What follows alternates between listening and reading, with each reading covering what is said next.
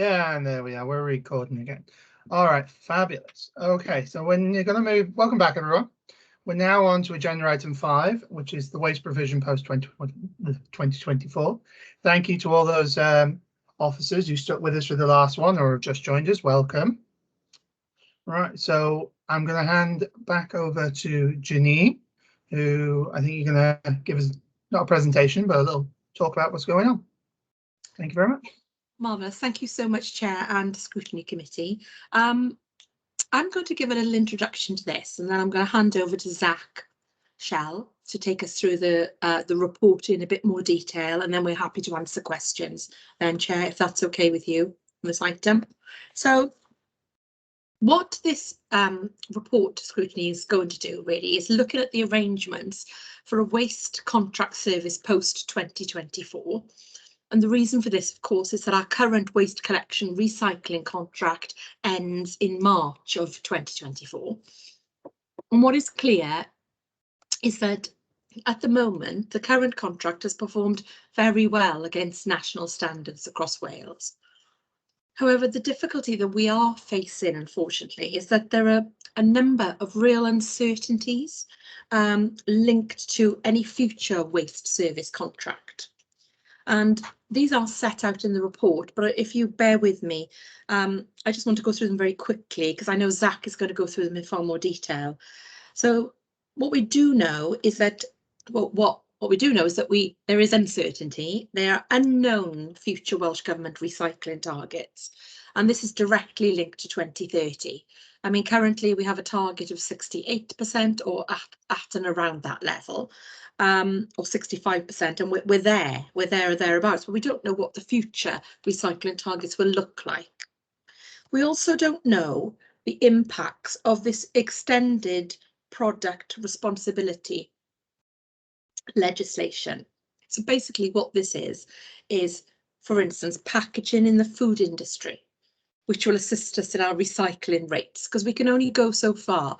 If we have food products in packaging that isn't recyclable, well, obviously it has to go into residual waste. So if the target's got for recycling, we need to understand what government are going to do, and this is central and Welsh Government, with that extended product responsibility legislation. Otherwise we won't be able to meet our targets. The other thing that's unknown is this deposit return scheme legislation that they want to bring in. For instance, that's a bit like when we were younger, we used to take our glass bottles of lemonade and pop, if you're from my stake, back to the depot and used to get a reclaim on it. So they're hoping that we can introduce that to increase the amount of recycling. Yet that's an unknown quantity. We don't know what that will be, and that will impact on a future waste contract. And the fourth one is the development of ultra low emission waste fleet, ULEV, and we've discussed that in quite some detail in our first item. Electric or a hydrogen and how they're charged as well will be really important. And any new contract, we would want to have an ULEV fleet. So it's recognised very much that 2024 is not an ideal time to invest in a new fleet or a waste collection model when so much uncertainty is about those 4 areas in the contract arrangements. So it was agreed by Cabinet and Corporate Management Board on the 18th of May that officers pursue a 2 to 3 year extension with the existing contractor, using the existing fleet and using existing terms and conditions. Now, what that will allow us to do is to trial ULEV vehicle fleet and see what would be most sensible for us. It will allow us to see what the targets are from Welsh Government and any new fleet we'd have to buy, which would allow us to meet those targets. And it'll also allow us time to assess the changes to legislation, environmental legislation, bottle return schemes, etc. So the extension to this waste contract is really the primary focus of our attention currently. But at an appropriate time, we would like to come back to you and discuss what a waste contract will look like post 2026. I mean, that without a doubt, that's very important. We have started informal conversations on an extension with our current waste contractor, and they're going quite well. And the waste contractor is quite positive and willing to assist us. They are exiting the waste market, or they wanted to in 2024, but they are willing to look at an extension with us. We haven't started formal negotiations yet. We're far from that. But they will assist us. For instance, they are pretty prepared to trial electric fleet vehicles for us, which would be a great help in defining what a new contract will look like. So post 2026, that contract could look very different. We could have ULA vehicles, we could have all those deposit return schemes, or we could have very, very different recycling targets. So what we want to make sure is that we're doing the right thing, that we're getting the right contract in order to meet our 2030 agenda and decarbonisation, because we have talked about penalties being imposed if we don't meet those targets. Plus, it would also be preferable for any administration post the election next year of 2022 to have the opportunity to steer a new contract and how that new contract is formed. So for all of those reasons, what we are currently looking at is extending our existing contract, which will give us the time and the space to look at all those uncertainties and to shape up an extension so as we can then concentrate on the new contract at a later date, Chair. So that's just a little bit of what the reason for this is. Now, Zach will take you through in a bit greater detail all of this now with a bit more narrative behind the waste piece, because he is the officer who runs that service, the head of service. Thank you, Chair. I'll invite Zach now in. Thank you, Chair. So just to go through the report in a little more detail, Janine has given us quite a comprehensive summary, so I won't spend too long repeating, but I will run through in a little more detail and pick up a few key areas. I won't touch on the purpose of the report, it's already been covered quite well. Section 3 of the report deals with the background to where we've got to. It sets out how the current waste collection and CRC arrangements have been let contractually, and they've been provided in lots of 7 years, going all the way back to 2003. And believe it or not, I remember that very well, because at the time I had a full head of hair and I was the manager for the service back when it was first out. So I do recall it, but we've been let in the service in lots of 7 years, all the way through to the last time in 2017. And along the way, we've been following and changing the service in line with Welsh Government recycling targets. The current target is 64%. We're exceeding that target. We're doing well as an organisation. I remember when it was 54% and targets before that. And we know one future target. We know by April 2024, we've got a 70% target to be going for. And the report sets that out. But what is clear is at the moment, we don't know what the future targets are going to be. So beyond 2024, is there going to be an escalation? Is there going to be a ramping up? What we do know is that Welsh Government have a zero waste Wales policy where they want to drive towards by 2050, but we don't know any further detail.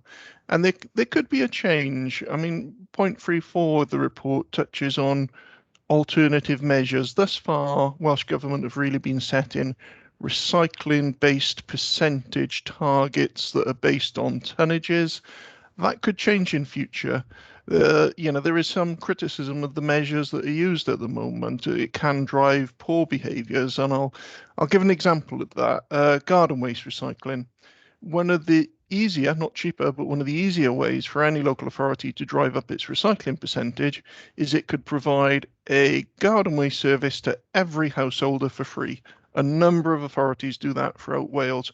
We could do that tomorrow. We would instantly up our recycling percentage that we would publish. Is it actually the right thing to do morally and from the environmental perspective? Actually, probably not, because what we really want to do is encourage people to compost at home and put materials out that they need to put out, or take them to the CRC sites as a last resort when composting at home isn't possible. And yet, if you gave everyone a free garden waste service, actually you discourage the composting at home because it becomes so easy to actually put materials out. So that's one of the reasons why we may see changes in the future in how Welsh Government actually set their recycling measures. Are they all going to be on a tonnage-based recycling percentage? We're not sure. So there's a lot of uncertainty around that, and we'll see how things pan out in the future. The paper also touches on extended producer responsibility and deposit return schemes, as Janine has alluded to. Now, producer responsibility regulations already exist, and they've been responsible for a lot of what you'd already have seen in supermarkets. You'll have seen a lot of lightweighting of goods over recent years, thinner plastic bottles, an awful lot more refillable pouches that you're meant to use to refill the original containers that you can keep. And that hasn't just happened because of, good environmental practice. It's happened because of producer responsibility regulations that have driven that behavior. And that is going to be extended, but how exactly it's going to be extended is still quite uncertain. There could be some really substantive changes to it. It could yet further drive how materials are presented to us in the shops when we go and buy our goods.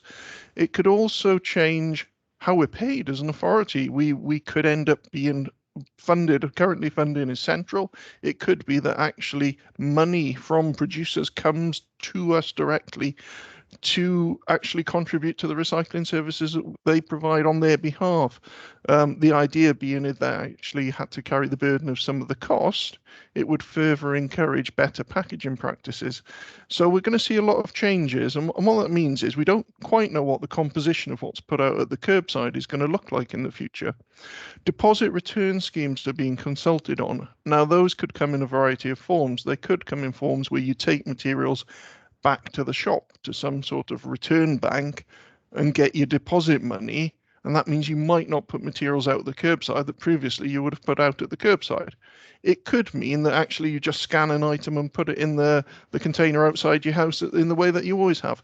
But we don't know yet. There's big uncertainty, and it really means that what we don't know is exactly what's going to be presented at the curbside in the future. It could be substantially different to what we pick up at the moment. So just picking up on that point that Janine made about the levels of uncertainty, we don't quite know what our recycling targets are going to look like in the future. And we don't quite know, because of upcoming legislation that we know is on the horizon, what's actually going to be presented at the curbside as we go forward. So there are lots of unknowns at the moment. The report also, moving past this background, explores how we're doing at the moment. It talks about our costs in terms of where we are compared to other authorities. And I would put a big caveat on this. Some things are really well measured and compared between authorities. So if you take our recycling percentage, there is a very defined way in which we all measure our recycling. We all send our figures into NRW. It's audited, and we know we're comparing apples with apples. It's a little bit more difficult when you look at comparison data in terms of costs and other things that we're not mandated to share, because there are reports that are published, and this report picks up on those, but there's a lot of uncertainty around how people actually report things. But what this does do, it gives us a good yardstick of, are we doing okay from a financial perspective, given the data that's out there? And it gives us some reassurance that as an authority, we're doing okay. We're a cost-effective authority in terms of the cost of our service. That's shown through in both the productivity levels, in terms of the kilograms we pick up with our rounds, and that translates through into collection costs, which are actually quite favourable on an all Wales basis. It also touches on miscollection levels that are measured and compared to the Welsh median average, where we're significantly better than the most Welsh authorities in terms of miscollections. So it paints a picture of both in terms of cost and in terms of the main measure of service performance, miscollections, we're doing okay. It also goes on to have a look at, well, we think we're doing okay, the statistics say we're doing okay, but what does the public think? Do they actually agree? Are we really doing okay in the eyes of the public? And for that, we've got our citizens panel survey. We are doing a new one now, which I think is about to come out. But we've got the last one where we captured the views of the public as a whole. And again, you know, what's shown in the statistics does bear through with the public, with the vast majority of people rating us as very good or fairly good, some averages, and those that think the service is poor, whether that's the curbside collection service or the CRC site recycling service, it's fortunately for us in the small minority of individuals that have had a poor experience overall. The report also goes on to deal with how we're going to creep up our recycling performance. We are some way short of the 70% target. That's not on us now, but 2024 isn't far away. And we're in the high 60s. How are we going to creep up there? And it touches on a few things that we're doing to further improve our recycling performance. We have got now a new street litter recycling service. So before, all of the stuff that came out of the litter bins across the borough just went to either landfill or waste to energy plants. It didn't actually get separated and any of it be recycled. We've now got a new contract in place that we're just doing the logistical arrangements for. It's literally kicking off as we speak. That's commencing, that's going to improve our recycling targets because we're going to start recycling our litter from out of the litter bins. We've got our new Pile CRC site that's coming online, new, improved, better facility than we've had before. Coming back to the ULEV agenda that we talked about previously, also set up with solar panels that's going to help power the operations on the site. So much more modern and you know, a big step away from the previous facilities that we had. But it will also have a reuse centre, a little bit like the small one that we set up on my Steg, which is very popular, but actually a bigger facility with a better room inside a proper building to house it. That's going to creep up our recycling levels as well. And we talk about the report touches on food waste. We know from compositional analysis, one of the areas where we can still do better, you know, ourselves as an authority and the public in terms of their engagement, is with food waste. There's still quite a lot of food waste that goes in what used to be the black bag, now the blue bag, that could be recycled. And we need to do more on the education front and ultimately the enforcement front to drive out that food waste as we go forward over the next few years to 2024. People are generally, to be honest, pretty good at getting rid of the, you know, the scrapings off the plate, the leftovers, and putting them in the food caddy. Where it actually tends to go wrong is when there's something that's gone out of date that's in the fridge or in the cupboard, still in its packaging. Actually, if that's going, that tends to just still go in the bin, completing its packaging as a whole item. Whereas what we really want people to do is open that up. And if it's going to be thrown out, put the food in the food caddy, you know, wash the packaging and put the packaging in the appropriate place. So that's something we're going to have to do a significant piece of work over on the next couple of years if we're going to creep over that 70%, an issue that we need to tackle, along with, again, still increasing the level of participation with the absorbent hygiene product service. It's doing well, but we know there's still further people out there that could engage with that service. So coming then to the decarbonisation agenda part of the report, I'm not going to talk about 2030 all over again. We've had 2.5 hours of 2030, but I will home in on the specifics and how this affects the waste contract. At the moment, all of those large goods vehicles that you see picking up your recycling and your refuse are diesel-powered vehicles. Traditionally, they have been in the industry for many, many years. There's a big change coming. We all have to move towards ultra-low emission vehicles. We know it. I won't go through the reasons why. We've been talking about it for a couple of hours. The question is, are we ready to make that decision as an authority? If we're to either retender the service or provide it in any other way, are we ready to make that decision at the moment? And the truth is, electric vehicles for refuse collection are out there. You can buy them. You could buy a fleet of them if you wanted to. But last time I was buying a refuse vehicle, it cost about £150,000 per vehicle. It's been a few years. I'd expect them to be about 170 now. An electric refuse vehicle will cost about £450,000 in comparison. So they're right now expensive. And even with Welsh Government support financially, which is available for fleets, that's a lot of money to commit to per vehicle for a big fleet of them. You know, there's not just one, you know, there's a whole fleet of these things. So electric vehicles are expensive. They are being trialed by authorities, and I've been talking to a lot of authorities that have used them. They actually work very well in terms of the public like them, they're quiet, the operatives like them, they're good to use. Issues are battery life. Generally, they're okay. I'll give an example. My counterpart in East Talbot trialed one recently. Whilst collecting in the central Talbot area and going back to the depot, everything was fine. On collection day, which was actually up the valleys up by, I think it was Seven Sisters where they were going, they went out, did their first load, came back to the depot, and they were on less than half their battery life left. They couldn't send the vehicle out to do its second load in the day. Now that's a vehicle with a brand new battery, not one that's 4 years old and started to fade. So, you know, it's not a perfect choice. And there's a lot of experts in this arena that think actually for large goods vehicles, hydrogen's probably going to be the way forward. But hydrogen is more embryonic again. It's less well developed than the electric fleet. So again, choosing right now on a fleet of vehicles would be a very difficult call to make. You know, we certainly want to get some in, we want to trial it, we want to gain some knowledge, but to buy an entire fleet would be a big call, you know, at the moment. So challenges there. This all takes us to the next steps and what Janine's already described. Right now, for a whole variety of reasons, normally in this year, I'd be looking to make some choices around what our future service looks like and then decide how we're going to provide that going forward.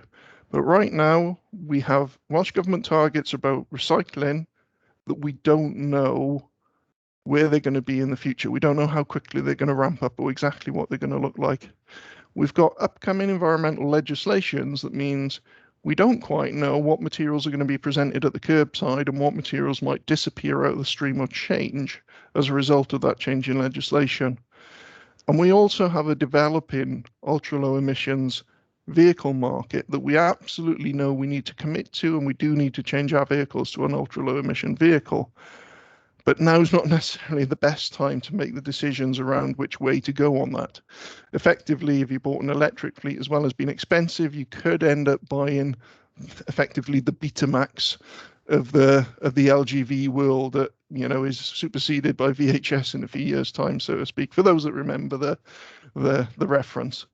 So that brings us to the end of the report and really opens it up for questions.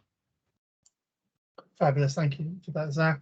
I'm going to invite Councillor Hal Williams, Deputy Leader, or Councillor Stuart Baldwin, see if they want to make any comment, add any comments in before I go to questions, because as you imagine, I have quite a few and people's hands are going up already. So with the Dep or Councillor Stuart Baldwin, does anyone want, either one of you want to make a comment? Yeah, hi, thanks, Chair, and thanks for the invitation. It's been a fascinating morning. I might have been caught out because I tried to join on my phone, and I don't know, was I caught out or not, coming in and dropping out? But I'm here now, and I'm in person, and I'm in front of my screen. So yeah, thanks, Zach, for that report. Obviously, we've known that this date had been coming towards us, the 2024, and what was going to happen. And we have been discussing this as a cabinet and at CCMB, and I think for the reasons pointed out in the report, I'm part of the ministerial programme board, so we meet with the Welsh Government minister. Obviously, that position has changed now, and so maybe the targets will also change. But I think what is clear, there's quite a bit of uncertainty there at the moment. And so what the shape of the recycling collections and residual waste collections will be post 2024 is just so uncertain. It would be unwise to go to a procurement stage at this point in time. So I'm just now happy with the report, and I'm here to listen and possibly answer questions if I'm able to. Not a problem. Thank you very much for that. Councillor Baldwin. No, okay. All right. I have got first. I know I can see a number of hands have gone up, but I am going to go to Councillor John Spanswick first, as he's on my list first. Mr. Mayor. Thank you, Chair. I'm just disappointed. I will need to leave just after one, because I got another meeting coming up. But I don't think we're going to be 2.5 hours in this one, but it may need it. But unfortunately, it won't be. Not so much questions, comments, thoughts about the future. Because the report, I'll be honest, I'm slightly disappointed, and I've yet to hear the word. I think Zach came closest to saying it, insourcing or bringing back in-house. I know the director just talked about extending a contract and future contracts. I would like to have the debate at some point, discussion about options, about bringing things back in-house. And I accept there's lots of good data there and performance, but then it does mention the comparison data is not always accurate because of an externalised contract compared to other authorities, and we are in the minority in Wales with externalised contracts in waste.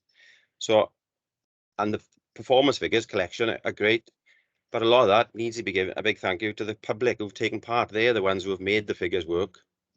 Accept that Kia and the contractors have their part, but it's down to the public of Bridgend and County Borough of Bridgend to do their part and making sure they try their best to recycle it, albeit more can be done. But when it comes to the figures on costs, they're a bit iffy. I think that was confirmed. And even if they are quite low and accurate, some of that could well be down to the terms and conditions of the staff employed by the private contractor, where I'm sure all of us here and those writing the report would like all staff be treated with good terms and conditions, the same as anybody employed by BCBC. So I'm not sure how much of the low costs may be down to staff not getting the best terms and conditions and wage they will do if they're employed directly. So I would like to hear the debate and the figures and the costs and the analysis and the cost benefit analysis about bringing things back in-house, because that is the option in 2024. And while I accept all things for the future agenda and its uncertainty, and there's lots of uncertainties, all the more with uncertainties can you deal with them better if you've got direct control of a service and direct control of staff.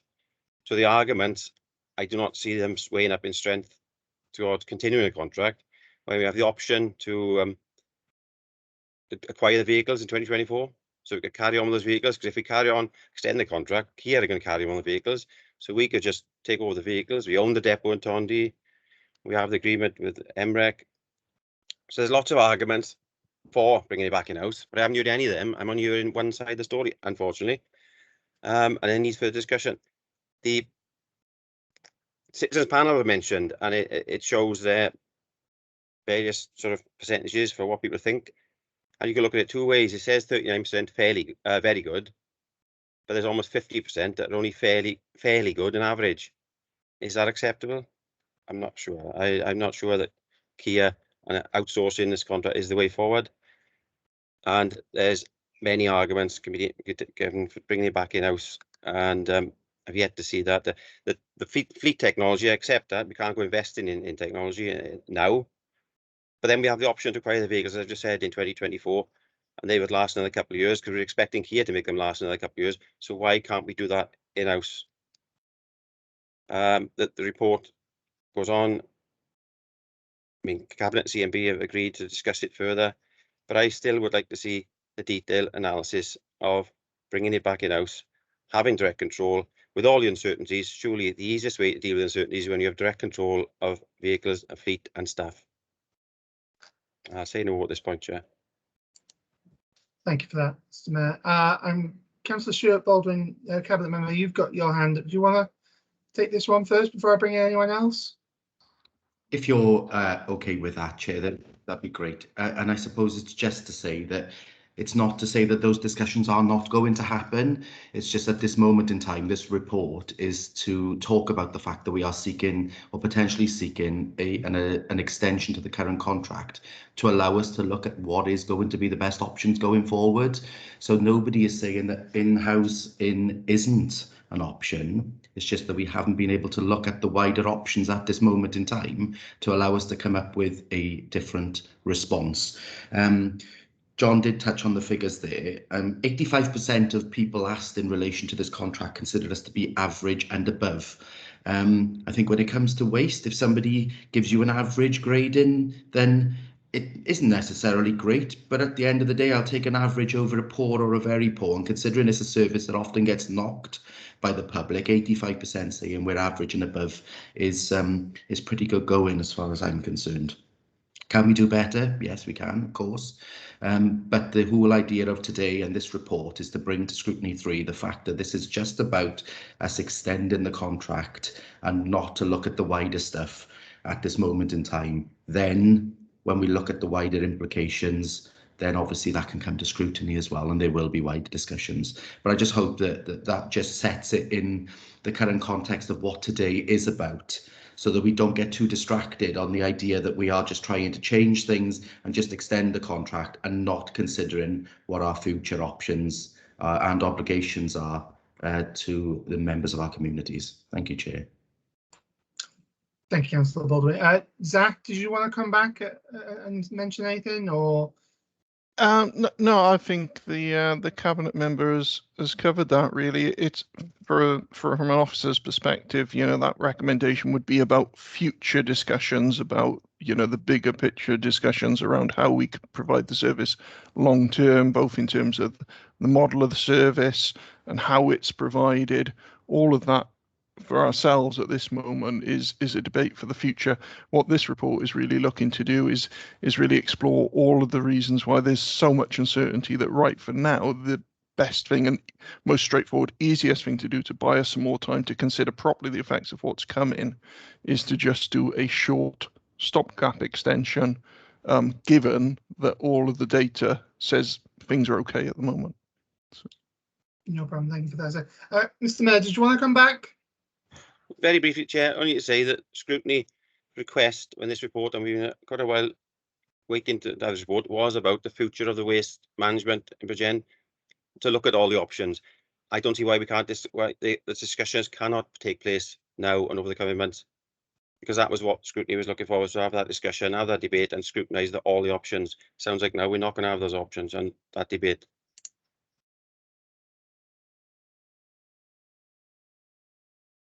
Chair, you're on mute.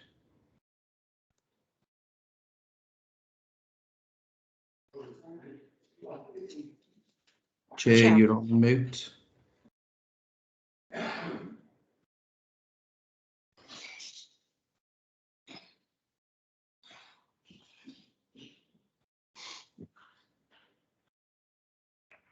Janine, sorry, as he still seems to be on mute, and I don't wish to try and assume chair in this at this moment in time, but do you want to come back on what Councillor Spanswick had just said? Yes, please, Lou, if I could. Thank you, Councillor Baldwin. Yes, so dare I say, yes, we will be having those conversations on a future contract, absolutely. But I do think it's slightly premature to be having those discussions now with regards to the uncertainty and the unknowns, because we can't make any informed decisions if we don't know what the level we're pitching at is in terms of recycling. Because what that means is if we have a higher level of recycling target, we may have to amend the vehicles that we're using to collect those targets, etc. Plus the OLEV piece, what vehicles we're using and when, and how we get around the borough, impacts on our charging infrastructure as well. And I'm not sure now is the time to be doing that with so much uncertainty. And I understand, Councillor Spanswick, Mr. Mayor, your concerns, absolutely. But please be assured we will be coming back and having those discussions.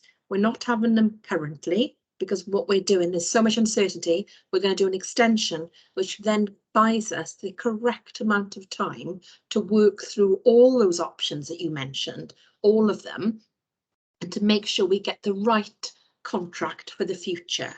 The other thing, of course, is there's an election next year, and we would want to do anything with the administration, with a new administration or a new formed administration. We would want to look at that then and have them making those discussions. I know there's some concern that we would be making those decisions on a waste contract now, when really that's a decision for the future. So we will definitely be coming back to discuss it, but not at the moment, because I'm afraid we as officers feel it's premature to do it at the moment when there's so many uncertainties. We won't be able to make informed decisions going forward, because of all the points we raised. So yes, we will come back, but not now. Thank you, Chair. Janine, just to let you know, Councillor John Paul Blundell has frozen and he's just sent me a WhatsApp to say he's going to exit the meeting and try to rejoin. So, Meryl, I don't know if what you want to do. Do you want to just wait for Councillor Blundell to come back, or are you quite happy to go down the list of people and ask for those?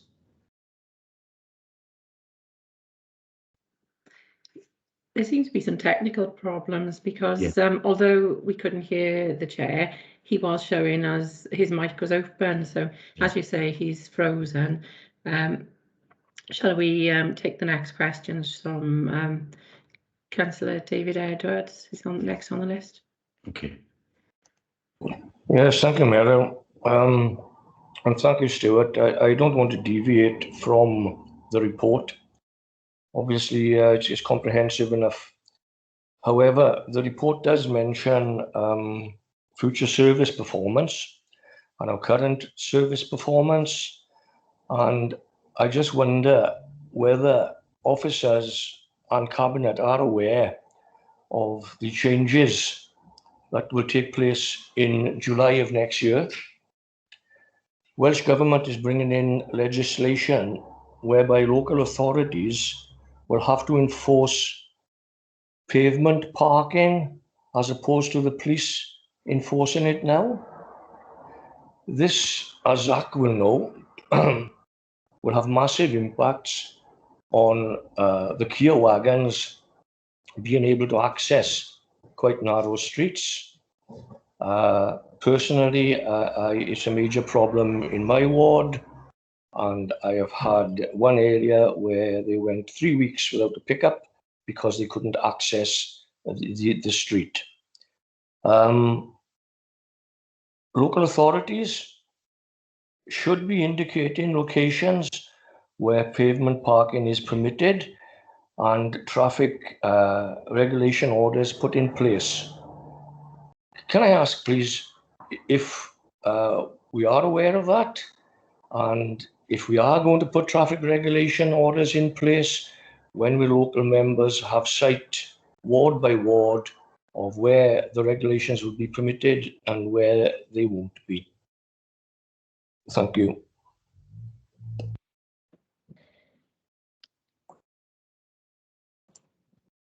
Thank you for that, Councillor Edwards. I'm back, everyone. You'll be all glad to hear. Don't know what went wrong. Thank you, Councillor Baldwin, for alerting everyone that I'd gone. Zach, did you want to come in on this one? Yes, so yeah, happy to come back on this one. Yes, no, I mean, there are two big changes coming up in sort of traffic legislation, so to speak, over the coming years, and they're not in yet. And the finer detail we literally will be finding out over the coming weeks. Both myself and Kevin Mulcahy are scheduled to attend a load of Wales-wide meetings to actually be introduced and go through the finer detail of them. But, you know, the two biggies are 20 miles an hour, you know, in previous 30 miles an hour areas, that's coming. And then this one, pavement parking. The possibility of having wholesale parking on the pavement potentially being an enforceable offence, which there would be action over. We all know that it won't suit everywhere, and in all of the consultatory, you know, and initial discussions, it's quite clear there will be areas where actually it won't be able to be the case, but those will have to be designated areas where pavement parking that continues is allowed to continue, because there are some streets where, quite frankly, if pavement parking wasn't allowed, there wouldn't be room for all the cars and nobody would be able to go up the street, you know, full stop, never mind refuse wagons, you know, period, fire trucks, anything. So there will be a lot of work to do. We set out as one of our budget pressures this year that we need more resource in our traffic section to be able to deal with what's coming up over the next few years, because there's an awful lot of work for officers to survey the areas, to map out what needs to be done, to make traffic orders in line with forthcoming legislation to define where these zones will be. And we did have a budget approved, and we are now currently recruiting to fulfill those posts. So it's fairly early days, but yes, we know it's coming. We know there's a potential for an impact, and it is something that we will have to plan for very carefully, so there's not a huge impact where not just waste, but fire trucks, ambulances, etc., can safely access streets going forward. Thank you for that, Zach. Councillor Edwards, did you want to come back, or are you happy with that response? Yes, thank you, Chair.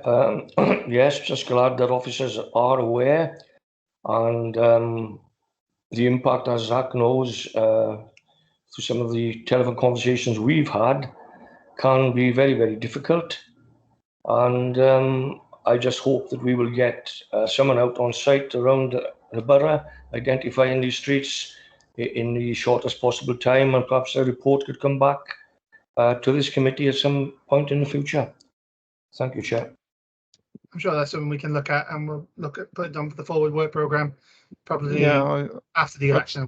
I'd certainly agree, Chair. It is something we'll be, once we've got the officers in, it's something we'll be doing a lot of time.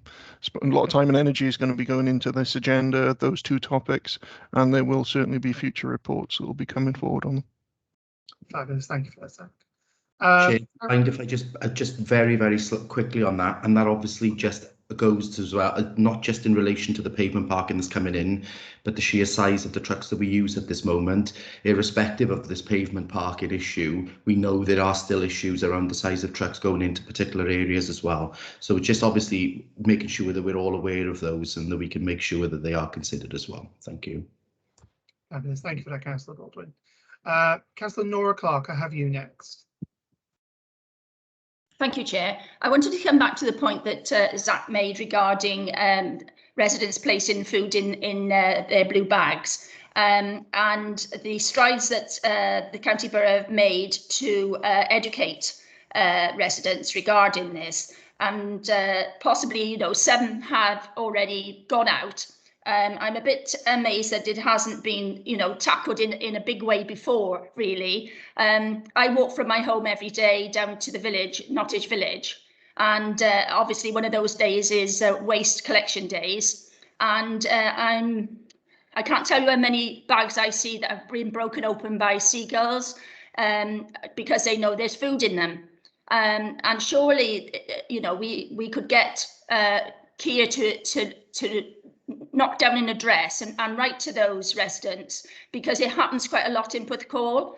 And if you talk to the actual householder and say, oh, you must be putting food in your bag, oh, they're not putting food in their bag.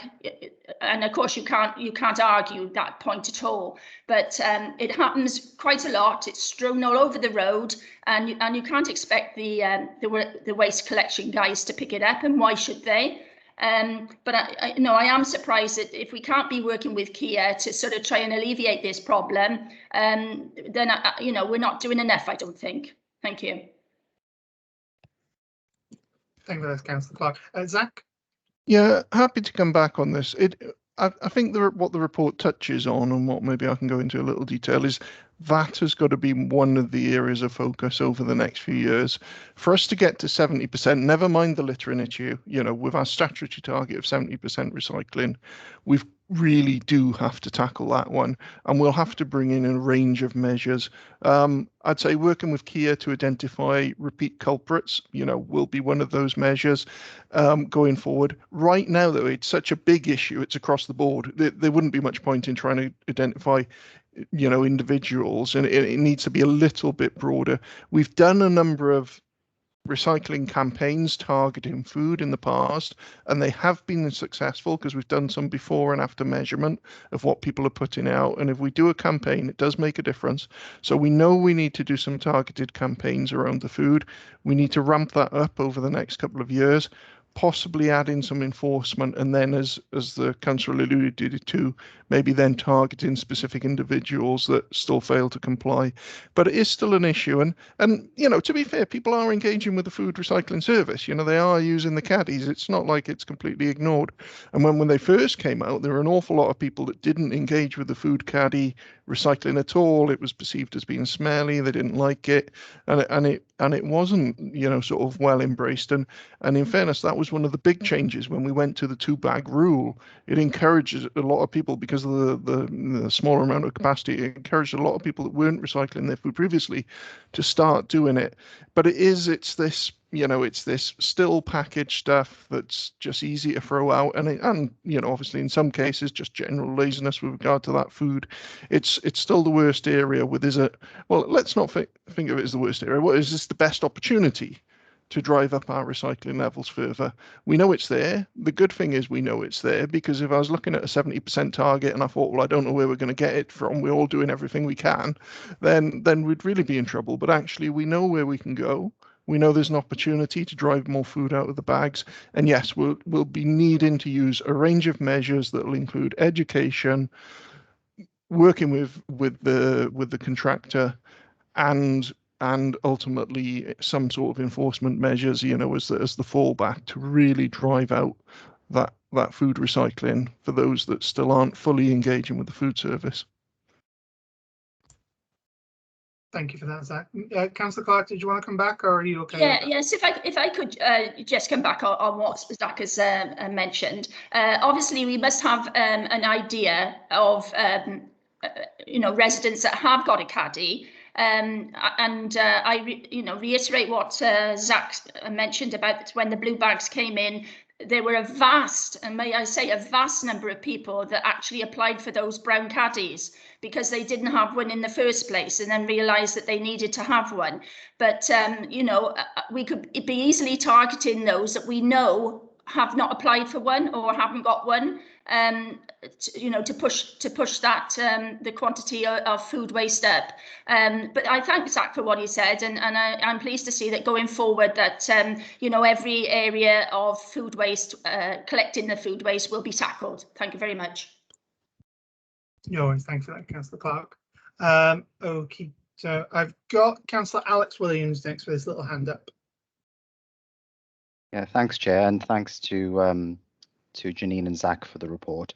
I've got to say, it really doesn't sit well with me that we are approaching this in this kind of way. And I'd like some more information on why a competitive tender won't be pursued. Clearly, there's no appetite on bringing the service in-house. But surely a competitive tender for this contract would demonstrate a benchmark and value for money for the public purse. As far as I can gather from the report, it suggests that an extension can be awarded for a period of up to 7 years. Now, you made the point during the report and the presentation that you'd like to consult with the next administration, whoever that may be, on the next service contract. But clearly, if it's extended by up to 7 years, that's going to go beyond the next administration as well. So perhaps you can just confirm once again how long you expect the short stopgap extension to be. And as I said at the beginning of my remarks, I don't believe that it represents a rigorous approach to public procurement and value for money. So perhaps I can invite Jill, who I think is in charge of procurement, to comment on whether she believes that it represents value for money for the public purse. Could I just interject? I know Jill's been invited, and before Jill adds, could I just make a couple of points that I've noted down just in response to that? Okay, I'd just like to reiterate, because I think this possibly would have been before Jill's time with us, but the original contract that we're looking to extend was obviously competitively procured, and it was done so with a 70% weighting on finance. So the contract that we have right now was procured in a competitive environment to ensure good value for money. So what we are looking to extend for a short term is something that was procured in a competitive environment with a significant focus around value for money as part of that tender process. We're not looking to extend for the entire 7 years, because you would then be talking about a new fleet of vehicles, and we come back to all of the problems that we talked about why choosing a new fleet of vehicles right now wouldn't be appropriate. So we are only talking about squeezing an extra couple of years life out of the existing fleet. So, but please, Jill, Janine, whoever can add. Right, Jill, do you want to come in now? Yeah. Okay, thank you. Councillor Williams, I'm not actually responsible for procurement. Kelly Watson is responsible for procurement, but I think Zach has covered the point that I would have covered, which is that this was a proper procurement. In fact, I'm probably the only person, I don't know, there may be others on the call, who can recall the original refuse contract many years ago, when it first went out to tender. So to all intensive purposes, obviously we look at this from a value for money context. Zach has referred to that in terms of many of the indicators. When it's compared to other refuse contracts across the piece, it does perform well. He's not suggesting that we go out for anything longer, and Janine has covered that off in terms of an extension rather than the whole contract running again. And we would be very heavily involved, Councillor Williams, in looking at the alternatives and the costs. And I have to say that we've heard a little bit about the costs. You will know, and I will be saying it again tomorrow and on Wednesday at Council, the pressure on our revenue and our capital budget. And if we were to embark on buying a fleet of vehicles, that in itself would be a huge cost. So there is there's no guarantee that by doing it ourselves that this would give us better value for money. So I think I need to say that we will be involved in doing costings to look, and I think Janine and Zach have both made a commitment that we will be looking at the alternative models. And whilst I haven't got any fixed view, we've heard one side. We've also seen, and I don't actually live in Bridgend, but I know that where there is an in-house collection, they can't attract staff for at all. And they are struggling big time on doing their collections. And that, of course, is a reputational issue for the council, not for the provider. So I think it's a fine balance, in-house, out-house, partnership, but we will look at the value for money, and quite frankly, we'll look at whether we can afford to buy a fleet of vehicles. So I'm not coming down either way. It's not my job to do that, but we will be heavily involved in looking at the options. So I think you've heard that this isn't a no option proposal. It's very much a proposal to extend to enable us to do that work. It's quite an extensive piece of work. Thank you for that, Jill. Janine, you had your hand up, but you put it down. Did you want to come in? Are you happy with what's been said?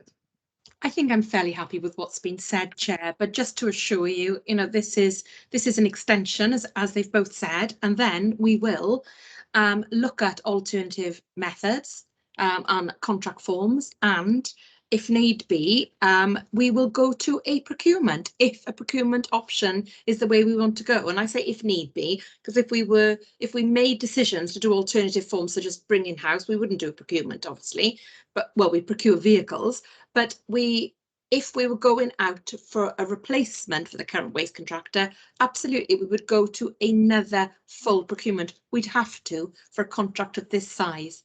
And rightly so. So that will come when we get that new contract, 100%. At the moment, there are so many uncertainties as we've gone through. This is the most prudent way of ensuring we get the right contract for the future. The most prudent way is to make sure we know what those uncertainties are, we do some work surrounding them, and we make informed decisions on the new contract. And that is something we have to do.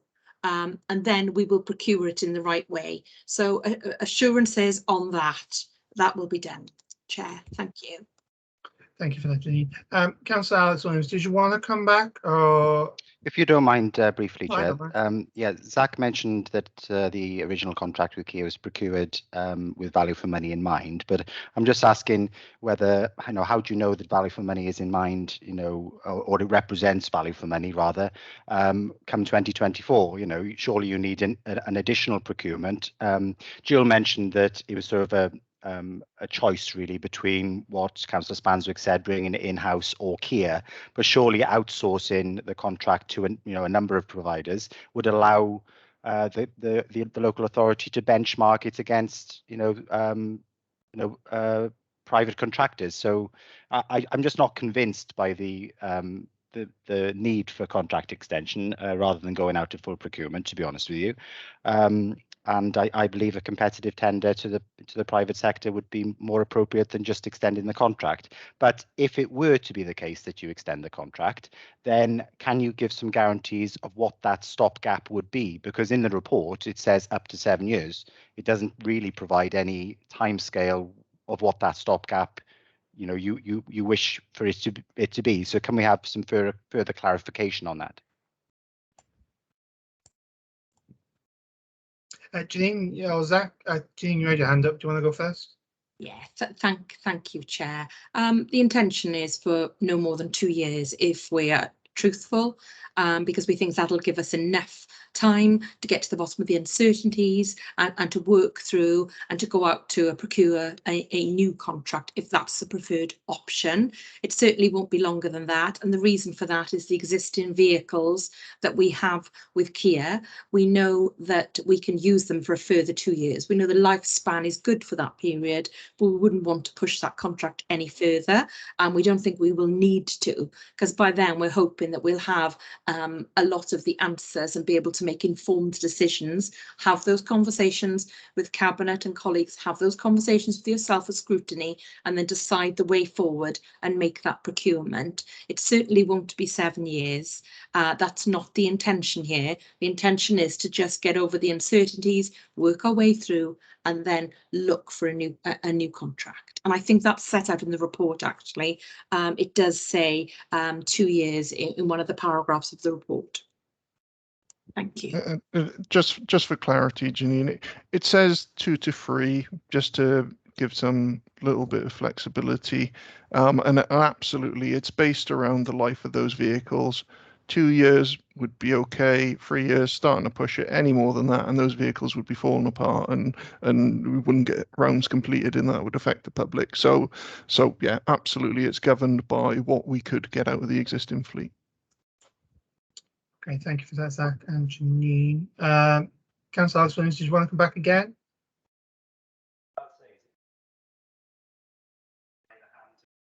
Sorry, my microphone's by my ear. All I can say is that if it is 3 years, it will tie the hands of the next administration altogether.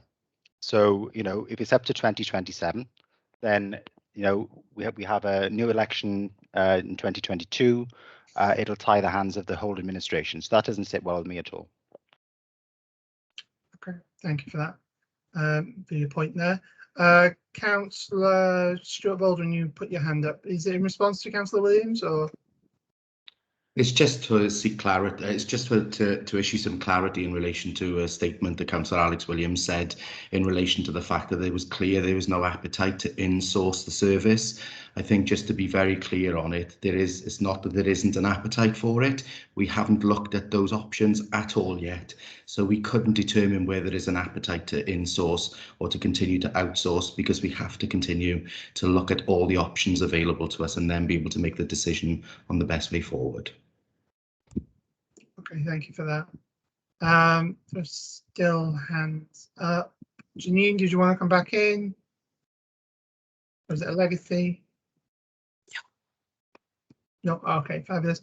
Alex Williams, did you want to come back in again, or are you happy? Shan, still I just question why the options haven't been looked at before the end of the contract period. You would have thought you'd have some forethought, and foresight into thinking about the options before the end of the contract, so we're not in a position where we have to extend the contract. Janine, I think that one's with you. And just to come back to Councillor Williams, that's because there's so many uncertainties, Councillor Williams. We have been looking at the contract, but there are so many uncertainties. It's unwise to make those decisions now based on everything that's in the report and everything we've discussed. It is not the right time to make those decisions on a new contract now. We need to work through those uncertainties to make sure we're procuring the correct contract when we get to those decisions. Thank you, Chair. No problem. Councillor John Spans, we have been waiting very patiently. Mr. Mayor, do you want to come in? Chair.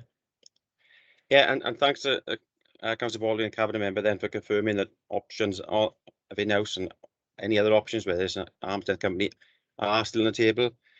But the disappointment is that we're not discussing them, because I think officers have known the view of Scrutiny for a long time that we want to look at the options, and now we're at the stage where we're going to kick the tin down the road, because extending the contract by 2 to 3 years, which is said, which follows exactly what Councillor Alex Williams said, takes it to 2026, 27, the end of another administration. So the director said earlier we shouldn't be making a decision now because of the new administration next year.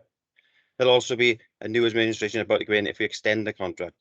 And if the vehicles have got 2 to 3 years left in them, the option and discussion could now be, let's bring them back in-house with all the uncertainties. As I said before, easier to control the uncertainties when you have direct control of staff and direct control of vehicles. I'm not talking about procuring new vehicles now, because we've got 2 to 3 years we could use them. And during that time, the new administration could be discussing the way forward. It's disappointing that the in-house option and other options are not now being discussed and part of this report. Thank you for that, Mr. Mayor. Jean, did you want to come back to that? Yes, if I may, Chair. I mean, just to reiterate once again, there are so many uncertainties currently.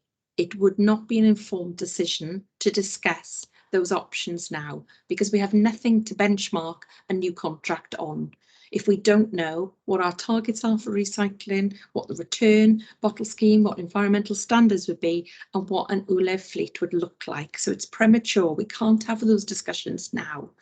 That is not to say that over the next 18 months, once we've secured an extension and know that we have a waste contract past 2024, could we not then turn our attention to this contract? And we will be doing that in earnest. So whilst the contract extension is on, we would be procuring hopefully a new contract so that it could take place from the end of 2026 onwards. It wouldn't be that we'd let that contract run and then we'd procure, then we'd go. We would procure during that contract extension time. So we will be having those discussions, but not at the moment, because we need to work through those options. I'm afraid there's little more I can say on that. I can see that we're not going to agree, Mr. Mayor, and I understand your concerns, but at the moment I don't see how we can do a procurement based on so many uncertainties, because we don't know what we're procuring currently.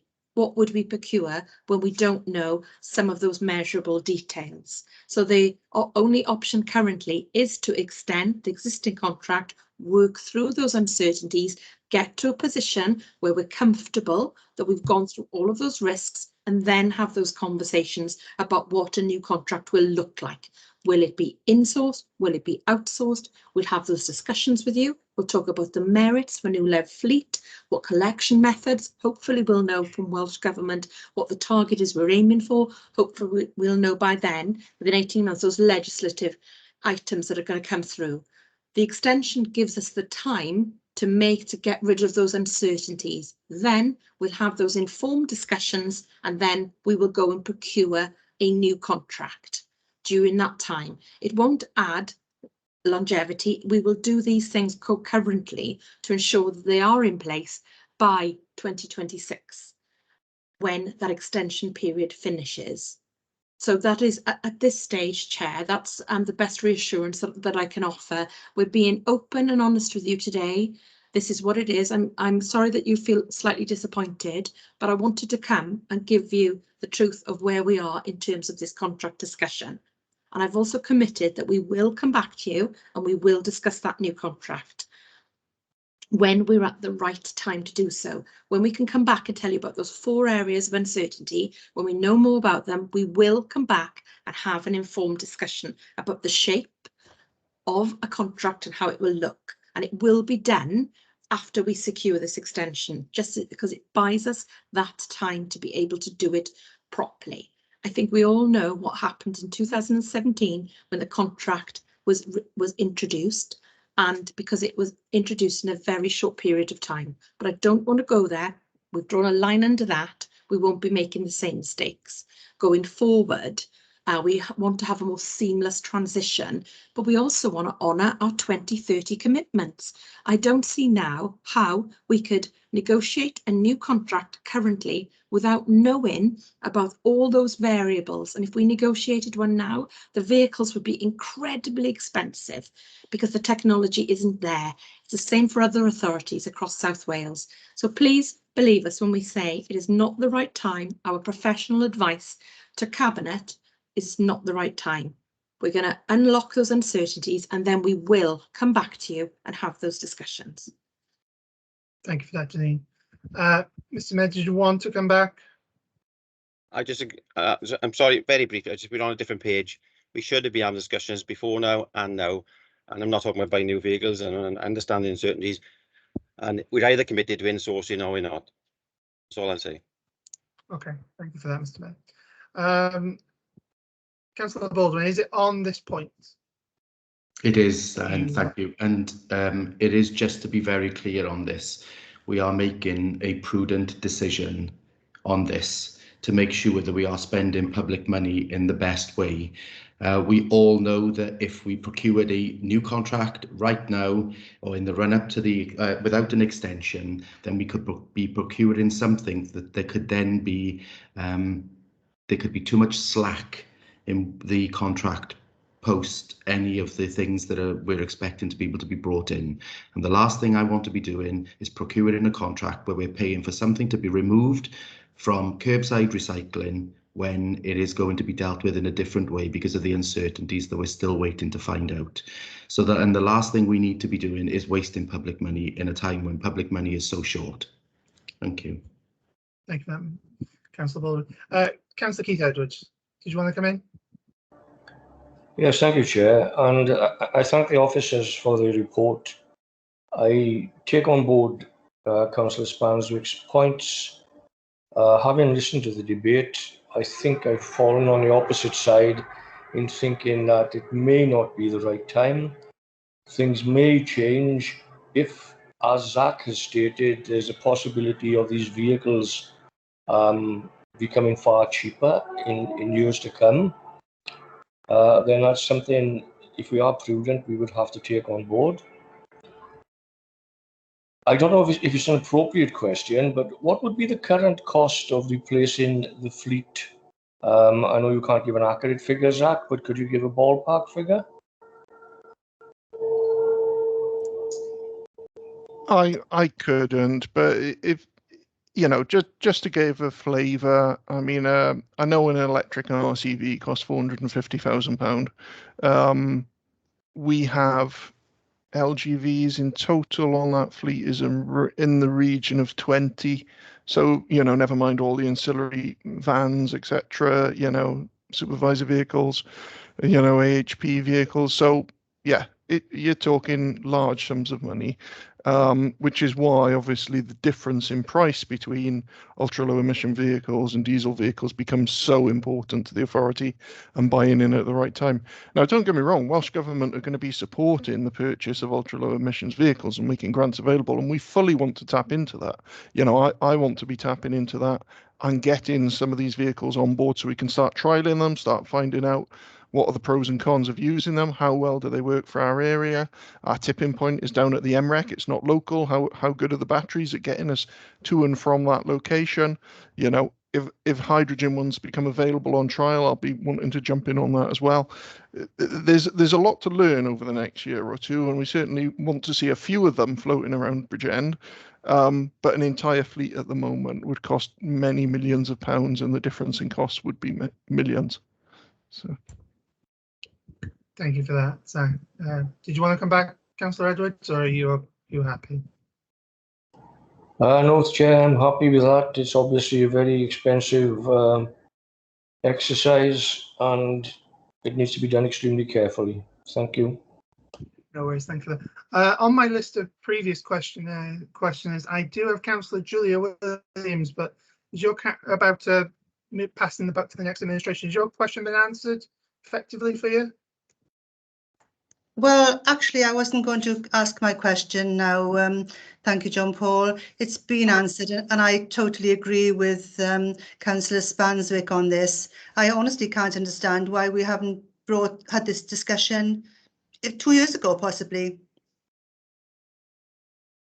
Okay, thank you for that. It's not a problem.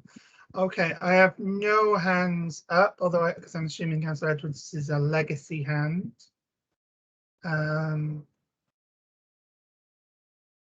Yeah, okay. So I have no hands up, but I have no other questions that we discussed in our pre-meeting. Does anyone have any questions they'd like to ask now that they've just thought about? No, okie doke. Then I will call this item to a close. Thank you, everyone. Thank you, officers, for coming along and having this very important discussion with us today. I know it's been a very long meeting, nearly at 4 hours. I think it's one that I think is very worthwhile as having now. So I'm going to ask the officers and cabinet members, you're more than happy to stay, but I'm sure most of you have other meetings to attend to today. Thank you very much. Many thanks, Chair and Cabinet. Thank you, Chair. Thanks all. Thank you. All right.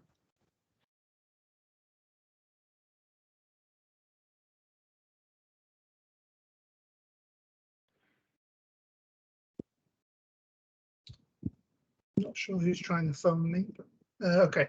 Are we still quorate, Merrill? Because we've lost Councillor Davis. I'm sure Councillor Spanswick said he had to go soon.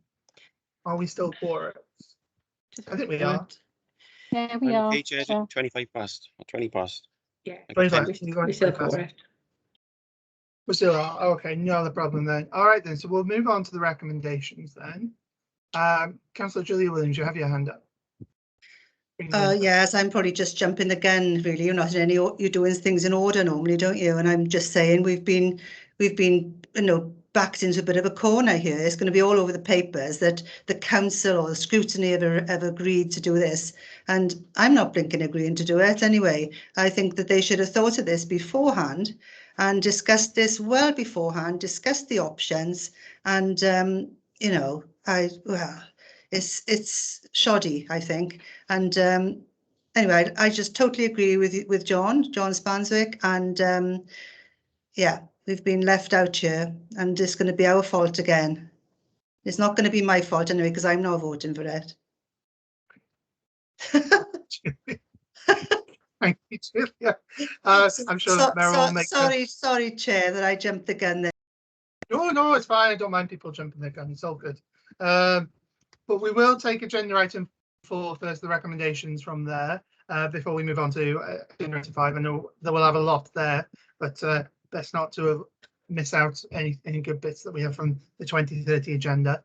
Merrill, did you want to take us through some of the recommendations you might have picked up? Because I've got 2 I've written down. Or Tracy?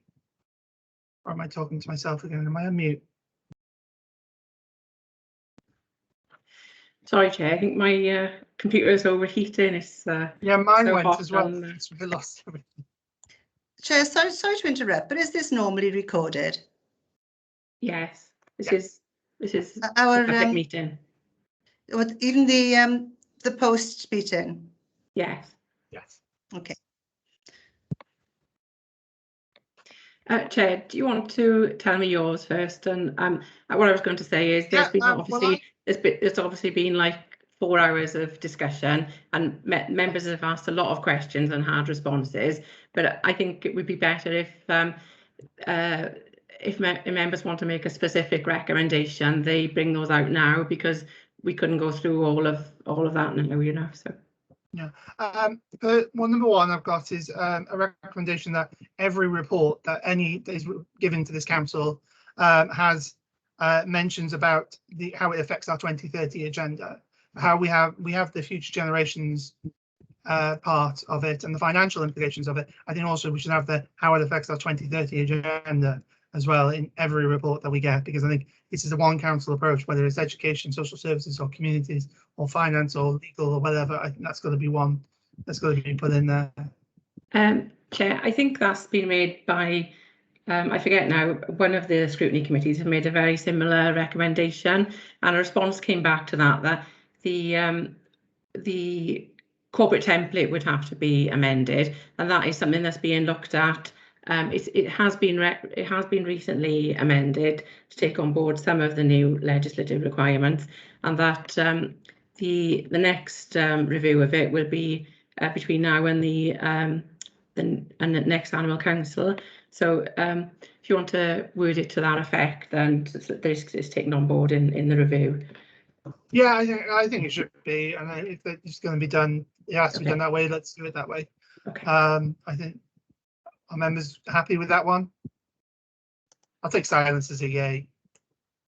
Yeah, and I've also got for Aberdeen Council Spencer, I've got to investigate stronger protections on trees, because as Councillor Julie Williams brought up about the trees being cut down, there should be something in there that says you cut down a tree, you have to plant it, you have to pay for the cost of planting another tree somewhere else, because we got in a deficit of trees, and when we're trying to in next year's tree belief, which I'm surprised no one mentioned during the report, is Prince Charles called it, but that's the two I have. I think, Chair, the officers did mention the legislative requirements of protected trees, but other trees on private land are not protected, are they? So I think that would be difficult to achieve. Perhaps we could have some information or a briefing on tree preservation, and are there any other legislation regarding trees then that we could get some more information on.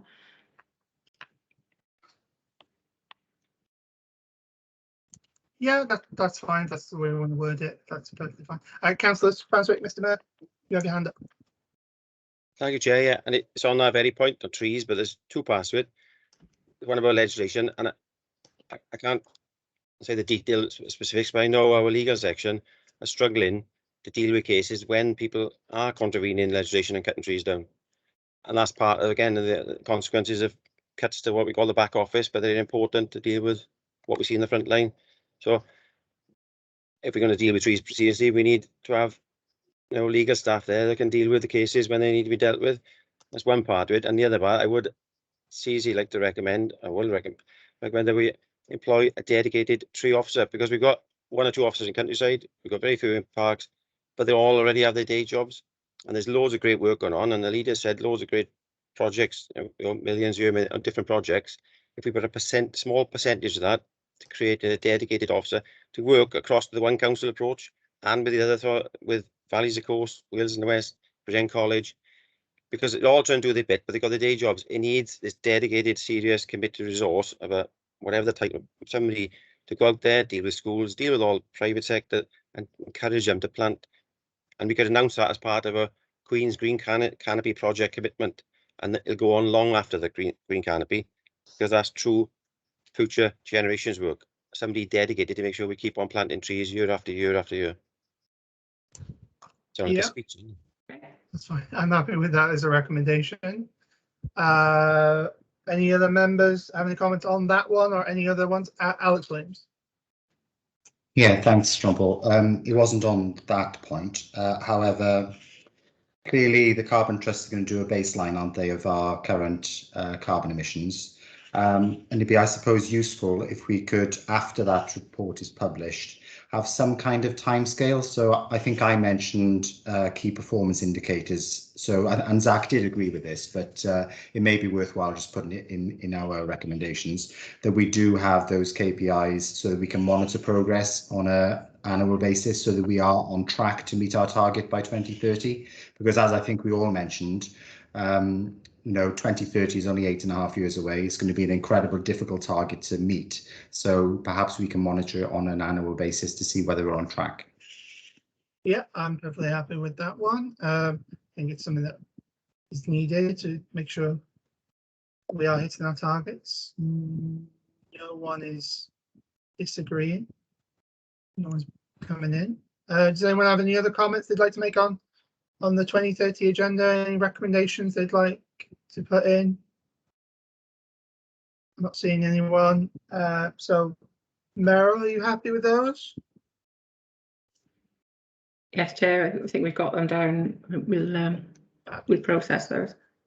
Yeah, and obviously these will get sent out for people for members to read, and then if any come to mind late at night or something, you can just we can add them in and discuss them.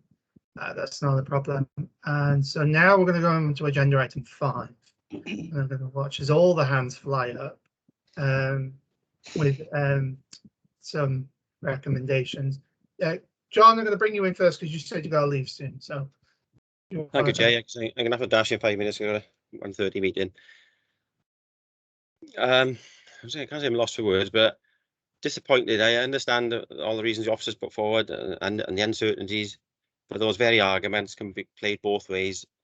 And more the reason to see look at alternative options bringing in-house or arms length company, and accept the fact they may be discussed in the future. But we've been a long time waiting for this report of scrutiny. 4 hours, 1 minute. Sorry, talking about a future report on the future of waste management, and officers knew and would have been aware that the option for in-house or at the end of this contract was there as a discussion point. I'm disappointed we're not having that discussion now, and I'd like to see the whole cost-benefit analysis across the whole, because decisions are now, looks like discussions are going to take place where the decision has to have a cabinet to make a decision, but discussions about extending the contract. But I'm not aware that anybody have seen all the alternative options and costs. So it does appear to be an easy option rather than looking at all the other options. And I think now is the time we should be looking at all those other options. I know we've had COVID and lots haven't been able to happen the last year, and I accept that, and that's part of the reason for the delay perhaps. But now is the time to be having that serious discussion, and I feel we should be recommending scrutiny that that discussion still takes place, and whether that's for the next administration to make the decision on, but a discussion needs to be taking place on all the options now and not 2 years in the road or 3 years in the road after a contract is extended. Thank you, Chair. No problem. Thank you for that, John. Alex, you want to come in? Yeah, just on the general point, I suppose, perhaps Meryl will be able to answer these questions. I think from listening to the debate, there's a split viewpoint, isn't there, of different committee members. Whereas, for example, I would have appreciated a competitive tender. I fully agree with John about discussing the issues before now. I think we should have had a full cost benefits analysis and all the options set out to us. However, from the debate, I understand Keith was persuaded by the argument that the officers made about the uncertainties which have encouraged them to make this recommendation to us. So I don't know whether there's scope for the committee, the scrutiny committee, to have, I suppose, a split recommendation whereby some committee members accept the recommendation, then others perhaps suggest a different approach. I don't know what do we have to be in consensus at all, or? The view is usually that there's a majority decision, a majority recommendation, but a minority view can be expressed in the minutes or the recommendations. So there is scope to do what you're suggesting, but I would say the first point, then I was just going to say what are members' views on Councillor Spanswick's suggestion, because the first part of that, which was disappointment that you hadn't had the debate and having seen the alternative options and costs at this point, I'm sure perhaps members may agree with, but then some may not agree with that it should take place now. And again, what you said about Councillor Keith Edwards being persuaded, and that yourself, you would welcome full cost benefit analysis, but not necessarily take on all the views. So I think we need to be carefully wording what the committee is saying, and if there's a minority view that somebody wants expressed, what that minority view is. I think from what I'm getting from the committee, and please members tell me if I'm wrong, is that I think no one is against the idea that we shouldn't have had at least some discussion on that, on what the first point Councillor Spencer made about having this debate and having that full analysis of, is it better, will it be more cost effective to go out to outsource than to insource, or I'm sure they probably have, but have we looked at joining forces with other local authorities, because they've got the same targets to meet as well, about making a coordinated approach so that the cost of admin and stuff like that is spread across 3 or 4 local authorities. Why can't we look at these things? So I think the committee's perfectly agreed that we should have had that debate, and I'm sure that can be worded as a comment on the for our recommendations rather than a recommendation. But I will bring in other members now, because obviously the more philosophical point of whether or not it should be outsourced and insourced, I think is going to be split depending upon your political ideology in the council. But Councillor Keith Edwards first.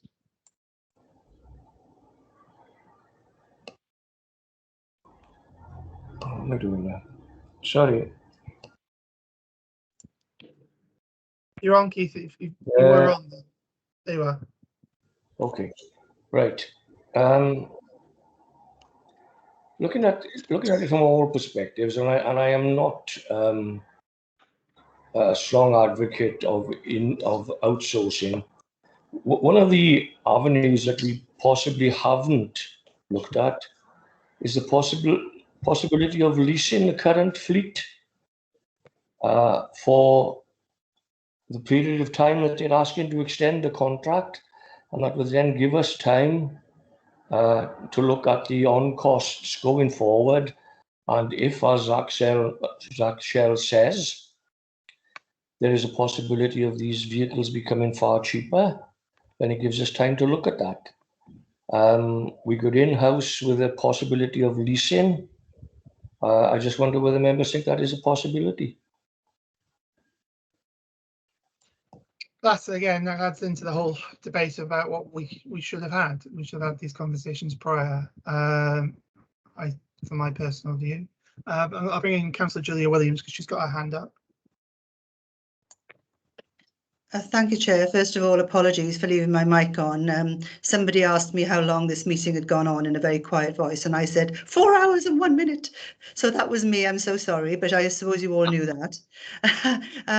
First of all, I'd like to 100% agree with Councillor John Spanswick, because it just makes sense to me that we should have been discussing this, as you rightly said, well before now. Whether, at the end of the discussion, we'd have decided to extend the contract. Who knows? That might very, very well be the right decision. But I think it's the fact that we weren't asked until now, and we're presented basically with a fait accompli, aren't we? And that's what we really don't like. So as Councillor Baldwin said, OK, we will be debating this at a later date, but it's too late then, isn't it? It's like once you've signed the contract, it's too late to debate it. We can debate it all we like. So yes, I do agree with John. So that's all really. I'll go along with what Merrill has written down, what he said. Thank you very much, and sorry again. Oh, that's fine. That's perfectly fine. We all leave our mics on every now and then. I'm sure my cats have made an awful racket behind me. So, Chair, just to recap, I think what you said earlier about everyone is agreeing with, they're disappointed that they didn't have the information and the opportunity to debate it at this point and look at all the options. So I think we got consensus on that. What I'm not sure of, and I need an indication from the committee members, is the second part of Councillor Spanswick's, which was that we should look at it now, and also some other points raised by members now saying that whether members are on board with that, then really, I think everybody's agreed that they're disappointed and they didn't have the full cost analysis and the exploration of the options. But it's the next part, I'm not sure if it's consensus on. I think whether I don't think insourcing or outsourcing or having that debate is something that we can have about the 2-year extension, because if we do try any, so we'll be in the same boat that we were in 2017. If we say, right, don't renew the the committee says we don't renew the contract, then we're in the position of, we'll be in the same position as 2017, where we'll be trying to rush through a procurement process. And as Councillor Alex Williams has brought up before, that it won't be value for money because people will try and hold us over a barrel. So we are in between a rock and a hard place, personally.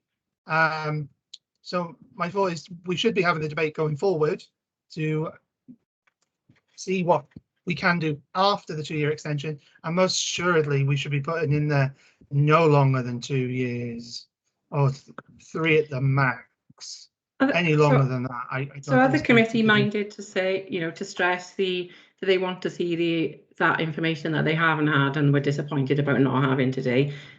What about other committee making a proposal and making a recommendation that they would like to see that information as early as possible, because whilst it's not going to impact on the extension now, the 2-year extension, it needs to have a good run up to the replacement contract. That's my personal opinion, but Councillor Spanswick?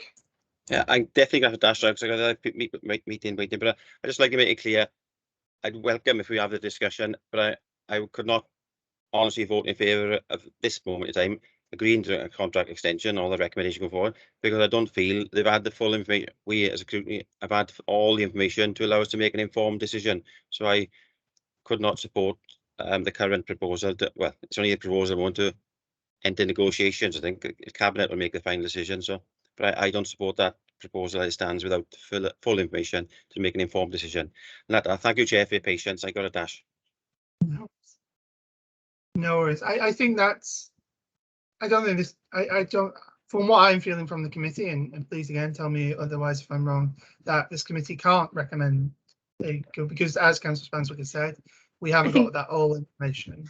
I think you need every member to indicate their view on whether they support that or not, to make it clear. I will go around each member because that'll be easier than me trying to sum up for everyone. Councillor Keith Edwards, you're first. Your thoughts on this? Yeah, I can support that, Chair. Fabulous, thank you. Well, it's me next, but I'll go next. Councillor Alex Williams. Yeah, I support that recommendation, but we are chorus, are we, for recommending all of this? Yeah. We're just, no one leaves. About. just bear with us for a moment. Only 5 of us here, isn't there? We call it. I've got 5. Yeah. Nobody can leave now. Councillor Gareth Howells, are you with us?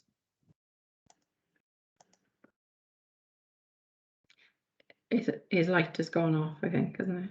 Okay, we'll give him a minute. Maybe he's been a bit slow. Maybe his computer's overwarmed. I think we've all learned that our computers can only last 3 to 4 hours in a meeting. Councillor Julia Williams, you're next on my list. Yes, I support it. Thank you. Okay, no problem. Okay. Gareth Howells seems to be unable to communicate with us at this moment.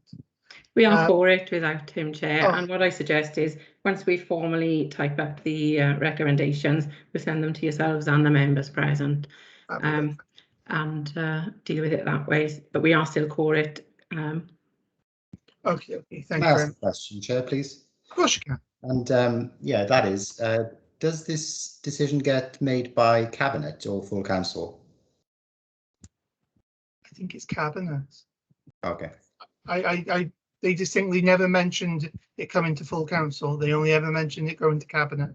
Okay. But I'm sure we could put that in for Meryl to ask, and we can have that information brought to us as soon as possible.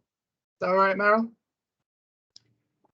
Yes, Chair. I think we put that in the draft recs we send round to you all and comment back as soon as possible. It just occurs to me that there is, well, a degree of, you know, skepticism, isn't there, cross party really about this, and potentially it could be a matter for calling if recommendations weren't heeded, I suppose, by Cabinet.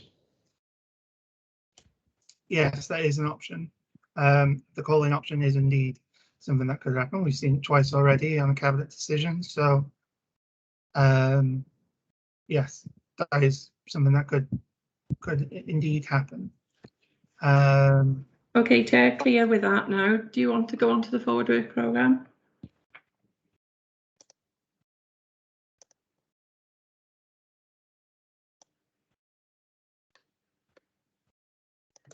Sorry, On mute, Chair. on mute. Yeah, I realised that halfway through saying it. Yeah, Meryl, you're going to take us through this one. Yeah, sorry, and I'll be as quick as possible because I know members are probably exhausted with the heat and the length of the meeting. So item 6 on your agendas. Thank you, Chair. The report begins on page 35. Following on from members' consideration at the previous meeting of their forward work programme, the updated work programme is attached as Appendix A on page 41 of your packs. The forward work programme will also be reported to Corporate Overview and Scrutiny Committee with any updates. We also have as Appendix B the recommendations monitoring action sheet to track responses to the committee's recommendations at previous meetings, which is updated. And really, we'll just go into the recommendations, which are set out on paragraph 9 of pages 39 and 40. And I'll hand back to you, Chair, in case members have any questions or queries on the work programme. No worries, thank you for that, Meryl. Does anyone have any questions on the forward work programme or any ideas of members, people they'd like to invite to the next meeting, which is the Wednesday the 20th? Oh, no, sorry, actually, we should mention now, shouldn't we, Meryl, that we're talking about changing the date of that meeting? Yes, Chair. We're looking at changing the date of that meeting because of a clash. So I think it was going to be the following Monday, wasn't it? It was the Monday the 4th of October. 4th of October. Yeah, 9:30. I believe it was still in the schedule for just for members to change their diaries, but we'll change that on the forward work programme when it's officially done. We're waiting for that process to be complete, to be undertaken, and then we'll come back. Yeah. No worries. Councillor Keith Edwards, you've got your hand up. Yeah, just a quick one, Chair. I'd like to see this this report on pavement parking as soon as possible. It's got massive implications for refuse collection, ambulance access, and fire brigade access, and I think it should be brought forward as soon as possible. Thank you. No problem. I think Chair, if I suggest, if the committee are minded to add it to the work programme, we can discuss that with the director in your next chair's meeting about how quickly it can be brought forward. Obviously, they're appointed staff, and there's some. They need to go out and look at the. I'm trying to think of the word. It's so hot. I can't think of the word. They're going to carry out. Assessment, is it? And a survey, yeah, sorry, of all the different areas, aren't they? So that we'll probably have to have enough time for some of that to happen. But if you're happy, Chair, we can discuss that, the timing of that meeting, the timing of that report with the Chair in your meeting. Yeah, that's perfectly fine with me. We'll do that. Give them an idea then of when we can get it and have a look. And we'll bring it to, hopefully we'll have some form of an answer for the next meeting, if not as soon as possible. Councillor Gareth Howells. Yeah, I was just going to come in and support what Councillor Edwards said, because, you know, like his ward, you know, a lot of the valleys communities, we tend to suffer with this and that. So I'd like to fully support what Councillor Edwards said. I think that's an excellent idea. Fabulous, thank you very much. So we've added that on, or we will, I should say. We've talked about the change of date. Does anyone have anything else they wish to mention on the report? Any invitees they think we should be inviting to the 29th of September, oh, sorry, 4th of October, I should really start saying it like that, to our next meeting, or anything else? No. Councillor Keith Edwards, is there a legacy hand you've still got up, or do you want to come back in? Yeah, sorry, Chair. No, not a problem. It happens to the best of us. Meryl? Okay, thanks, Chair. Then we'll make those changes, and if everybody's in favour, and we'll bring that up at the Chair's meeting with yourself. Fabulous. Thank you for that, Meryl. Well, at the end of that item, agenda item 6, you'll be happy to hear that we are agenda item 7, which is urgent items. I have yet to be informed of any urgent items, because urgent items can't be brought up in the meeting, which is strange. So yes, I will then bring this meeting to a close at 13:39. Thank you all for those who stayed with us, and thank you to those who left us due to other commitments. I don't think many of us thought we'd still be here at 4 hours and 20 minutes. But thank you all for sticking with us, and thank you, Meryl and Tracy, who've now got the inaugural task of writing up the minutes for this. Thank you, everyone, and I will see you all at full council on Wednesday. Thanks,